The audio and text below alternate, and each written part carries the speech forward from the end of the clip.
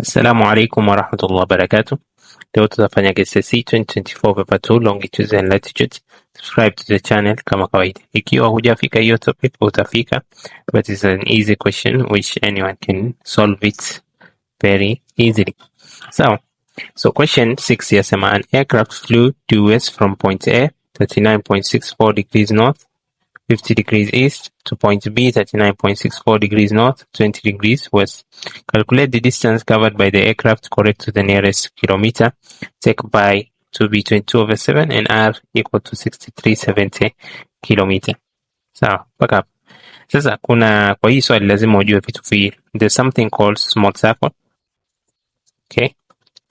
And there's something called great circle. So how do you calculate this? And how do you know if this question involves a small circle or a great circle? So a small circle, if you want to know if this question has a small circle, usually the latitudes, let's say X degrees north and maybe 60 degrees east. Okay, the latitudes are usually the same. For example, in the example, we are not doing the question yet. So the latitudes are same, but difference in longitudes in this case. But for great circle, the latitudes are different. So come up on 23 degrees north. Let's say this one, X degrees east. And another one, 36 degrees south and X degrees east. Ukiona hapa, latitudes are different, but they have the same longitudes in a great circle. In our case, sasa ukiona hapa point A na point B, they have same latitudes but different longitudes. So if they have a difference in longitude, then you use small circle. So another name for small circle is what we call it as parallel of latitude. One in parallel of latitude because the latitudes are the same.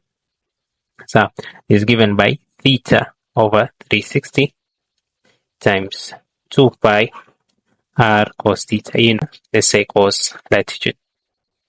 So what is our theta? Our theta is the difference in longitudes. Yani hizo longitudes mbili utasubtract ama utaadd. So in our case, moja ni east, nyingine ni west. So the difference in those longitudes ni addition. So you just take 50 plus 20. Ingekuwa ni same direction, kwa mfano moja ni east, nyingine ni east, ungesubtract. So but this case, we just add them, and therefore our difference in longitudes gives us 70. So your theta is 70 over 360 multiplied by 2, multiplied by your pi 22/7, multiplied by your r 6370, multiplied to your cos of latitude, and cos of latitude ni your 39.64. So in your answer should give you, ukiangalia answer yako ni rahisi sana. It should give you 5,995.40, alafu kuna ma other decimals hapo mbele.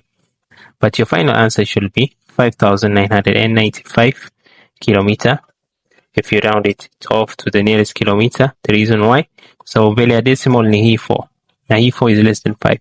Therefore hapo kwa 5 ambayo iko nyuma ya hiyo decimal, just leave it the way it is. So you leave all of this the way it is, and therefore this is your answer. Don't forget to subscribe and share to your friends. So usiwe stingy wa elimu. Assalamu alaikum wa rahmatullahi wa barakatuh.